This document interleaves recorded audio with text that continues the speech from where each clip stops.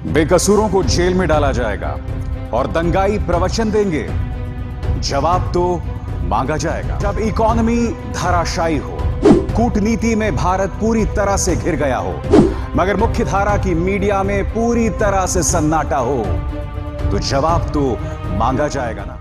नमस्कार, आप देख रहे हैं जवाब मांगा जाएगा। और इस एपिसोड को शुरू करने से पहले एक बार फिर मैं आपसे अपील करना चाहूंगा कि इस एपिसोड को न सिर्फ लाइक करें, शेयर करें, बल्कि टैलेंटेड इंडिया को सब्सक्राइब करें और हां, उस बेल आइकन को भी जरूर दबाएं ताकि जैसे ही मैं कोई शो करूं सीधे आपके मोबाइल फोन्स तक पहुंच जाए। और आज मुद्दा क्या है आपके सामने?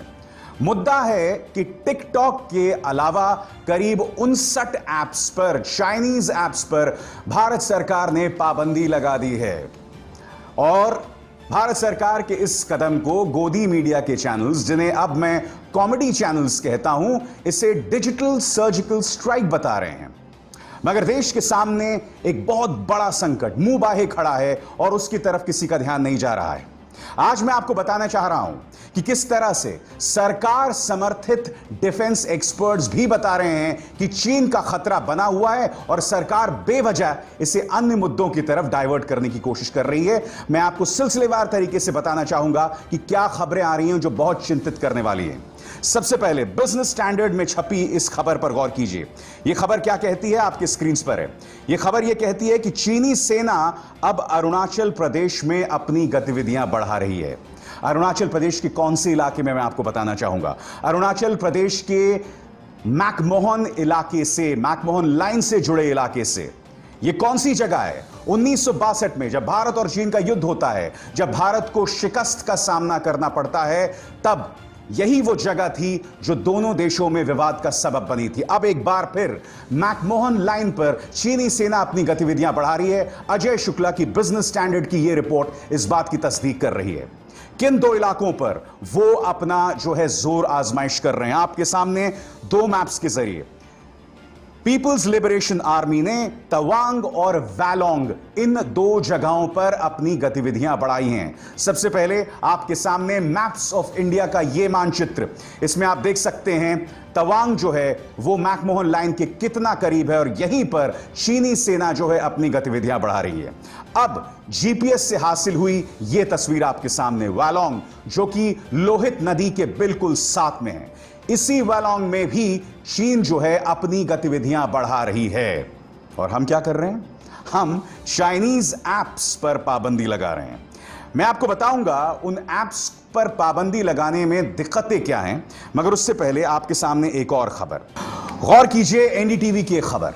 एनडीटीवी की खबर यह कहती है कि गालवान घाटी में चीन की सेना ने भारतीय क्षेत्र में 423 मीटर अंदर तक घुसपैठ कर ली है। हमारी जमीन में गालवान घाटी में 423 मीटर अंदर घुस गई है और उसका प्रमाण है यह मानचित्र जो इस वक्त मैं आपके पूरे स्क्रीन पर दिखा रहा हूं। इस मानचित्र में आप साफ तौर पर देख सकते हैं किस तरह से चीन ने करीब 423 मीटर अंदर घुसपैठ कर दी है। एनडीटीवी की क्या खबर कह रही है, मैं आपको पढ़ के सुनाना चाहता हूं। गालवान घाटी में चीन की सेना ने भारतीय क्षेत्र में 423 मीटर अंदर तक घुसपैठ की है, जो इस क्षेत्र में बीजिंग के अपने 1960 के दावे से काफी आगे है। एनडीटीवी को मिली 25 जून को हाई रेजोल्यूशन सैटेलाइट तस्वीरों में भारतीय क्षेत्र के इस 423 मीटर के इलाके में चीन के टेंट, तिरपाल, एक बड़ा शेल्टर और कम से कम 14 गाड़ियां नजर आ रही हैं। यानी कि गालवान घाटी में वो अपनी गश्त बढ़ा रहा है, ये तो हम जानते थे, मगर अब वो भारतीय जमीन के 423 मीटर अंदर आ गई है। इसके अलावा फिंगर 8 और फिंगर 4 के बीच में उनकी मौजूदगी बदस्तूर बनी हुई है। यानी कि जो वादा किया गया था उससे बिल्कुल उलट जो है चीन कार्रवाई करता नजर आ रहा है। चलिए, ये तो एनडीटीवी है, यह अजय शुक्ला है, जिनके खिलाफ पूरा जो संस्कारी आईटी सेल जो है गंदा और घटिया प्रोपेगेंडा चलाता है, जिन पर कहता है कि आप इनकी बात का विश्वास न करो। अब इस शख्स पर गौर कीजिए। मेजर जनरल जीडी बख्शी, जानते हैं आप ये कौन है? मेजर जनरल बख्शी वो हैं जो पिछले 5 से 6 सालों में मोदी सरकार के पक्ष में अक्सर टेलीविजन पर प्रोपेगेंडा करते दिखाई देते हैं। अब मैं आपको बताना चाहता हूं कल उन्होंने क्या ट्वीट किया, यह इनका आधिकारिक बयान है, पढ़ के सुनाना चाहता हूं और फिर मैं उसका हिंदी में अनुवाद करूंगा। China has come right back to all those areas it had vacated. Let us stop squabbling amongst ourselves right now. Government is more busy fighting Congress. Need to focus far more on China. It is increasing force levels against us. Who said it's all over? क्या बातें कह रहे हैं आप major general GD Bakshi कि ये सरकार, इसे मुकाबला चीन से करना चाहिए मगर ये कांग्रेस से लड़ रही है, हमें आपस में लड़ना बंद करना चाहिए। मेजर जनरल जीडी बख्शी कह रहे हैं चीन जो है वो अपनी दबाव लगातार बना रहा है। किसने कह दिया कि चीन का खतरा खत्म हो गया है? ये बात कोई और नहीं बल्कि मेजर जनरल जीडी बख्शी कह रहे हैं। मगर आज मेरा मेजर जनरल जीडी बख्शी से एक सवाल। मेजर जनरल जीडी बख्शी, इससे पहले सामरिक मामलों में आपने कभी इस सरकार से सवाल नहीं किया।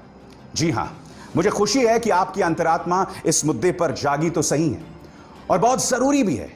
वो जरूरी इसलिए है कि देश के सामने एक बहुत बड़ा संकट मुवाए खड़ा है और हम क्या करते हैं? टिकटॉक बैन कर देते हैं। चलिए करिए, उसमें मुझे कोई आपत्ति नहीं है। दिक्कत यह है कि हमारे गोदी मीडिया कॉमेडी चैनल्स जो हैं इसे डिजिटल सर्जिकल स्ट्राइक बताते हैं। खतरा टला नहीं है आपके सामने। आज तक की खबर क्या कह रही है? 28 जून की सैटेलाइट तस्वीर के अनुसार चीनी सेना की गाड़ियां, जेसीबी मशीन्स और कैंप अभी भी गालवान घाटी के किनारे मौजूद हैं। जेसीबी मशीन्स वहां मौजूद हैं, यानी कि स्थायी बंकर्स बनाए जा रहे हैं, स्थायी स्ट्रक्चर्स बताए जा रहे हैं। आज मैं आपसे सवाल पूछना चाहता हूं, क्या यह चुनौती नहीं है? क्या सरकार को इस मुद्दे पर पारदर्शिता से जवाब नहीं देना चाहिए? पारदर्शिता तो दूर की बात है, सरकार तो चीन का नाम लेने से भी कतराती है। आपके सामने माननीय रविशंकर प्रसाद, जब 59 चाइनीज ऐप्स पर पाबंदी की घोषणा की गई थी, उस पर रविशंकर प्रसाद जो कि आईटी मिनिस्टर हैं, वो क्या कहते हैं? For safety, security, defense, sovereignty and integrity of India and to protect data and privacy of people of India, the government has banned 59 mobile apps. जय हिंद। सरकार ने 59 मोबाइल ऐप्स पर पाबंदी लगा दी है। आपने गौर किया? 59 मोबाइल ऐप्स। चाइना कहां है रविशंकर प्रसाद जी? चाइना का नाम लेने से क्यों डरते हैं आप? क्यों कतराते हैं आप? कहिए ना कि सरकार ने 59 चाइनीज मोबाइल ऐप्स पर पाबंदी लगा दी है। यह चाइना है दद्दा, लॉर्ड वोल्डेमॉर्ट नहीं है, जिनका नाम नहीं लिया जा सकता। He who must not be named. वाकई अपने आप में बहुत सवाल खड़े करता है कि आप इस तरह की घोषणाएं तो करते हैं मगर चाइना का नाम लेने से आप क्यों कतराते हैं? अब मैं आपके सामने 17 मार्च को सरकार ने क्या कह दिया कि राष्ट्र की सुरक्षा के लिए, राष्ट्र की संप्रभुता के लिए हमने यह फैसला ले लिया है। मगर मैं आपको बताना चाहता हूं कि 17 मार्च को संसद के अंदर इस सरकार ने क्या कहा था। आपके स्क्रीन पर लोकसभा के अंदर यह सवाल पूछा गया था। यह सवाल डॉक्टर सुभाष सरकार ने पूछा था और इसका जवाब दिया था minister of state in the ministry of home affairs Shri G Kishan Reddy ने। यह सवाल क्या था और जवाब क्या था, इस पर गौर कीजिए और फिर मैं उसकी चर्चा करता हूं। सवाल यह था, ए, whether TikTok app poses any counter intelligence threat to the country। बहुत सीधा सवाल था, क्या टिकटॉक से देश को किसी तरह का कोई खतरा है? दूसरा सवाल, if so, whether the government has received any intelligence from the United States of America on the negative effect of TikTok on India। क्या आपको अमेरिका से ऐसी कोई रिपोर्ट मिली है कि टिकटॉक से किस तरह का खतरा है? जवाब क्या दिया आप देखिए। जी किशन रेड्डी जो आपके स्क्रीन पर इस वक्त, उन्होंने क्या जवाब दिया? A to C, no such inputs have come to the notice of the government। 17 मार्च को यह सरकार कहती है कि टिकटॉक से हमें कोई खतरा नहीं है, टिकटॉक से आपको कोई खतरा नहीं है, और फिर आप अचानक टिकटॉक पर बैन लगा देते हैं। मैं आपसे यह सवाल पूछना चाह रहा हूं कि क्या इंटरनल सिक्योरिटी आपके लिए कोई मजाक का मुद्दा है? क्या आप जो मर्जी कह देंगे, जो मर्जी बातें करेंगे और देश की जनता जो है उसे निगलती रहेगी? यकीनन देश की जनता निगलती रहेगी, क्योंकि देश की जनता ने धर्म, राष्ट्रवाद का धतूरा चाटा हुआ है, उसके आगे उन्हें कुछ नहीं दिखाई देता है। देश की जनता तो मान लिया मूर्ख है, मगर कम से कम इस देश की खातिर, एक देशभक्त होने के खातिर तो आप साफगोही से, सच्चाई से बात को सामने तो रखिए ना। मैं आपसे जानना चाहता हूं कि आपकी सियासत से बड़ी है इस देश की अस्मिता? क्या आपकी सियासत देश की अस्मिता, देश की साख से बड़ी है कि आप इस तरह से गलत बयानी करेंगे? मैं आपको बताना चाहूंगा कि संसद भवन के अंदर कांग्रेस के नेता शशि थरूर ने टिकटॉक का मुद्दा उठाया था। उस पर सरकार ने कोई ध्यान नहीं दिया था। मैं चाहता हूं कि संसद के अंदर शशि थरूर ने इस मुद्दे को किस तरह से उठाया था, उन्होंने किन मुद्दों का जिक्र किया था। टिकटॉक पर अमेरिकी सरकार ने कड़ाई जो है वो अपनाई थी, क्योंकि टिकटॉक देश के युवा से जुड़ा डेटा इकट्ठा करके जो है वो मुहैया करा रहा था थर्ड पार्टीज को। ये बात जो है कैम्ब्रिज एनालिटिका मामले से सामने उभर कर आई थी। आप सुनिए शशि थरूर यहां क्या कह रहे हैं। So recently the federal regulators in the US slapped a fine of $5.7 million on the social media application TikTok for illegally collecting data on children. The data of 87 million people were harvested by Cambridge Analytica.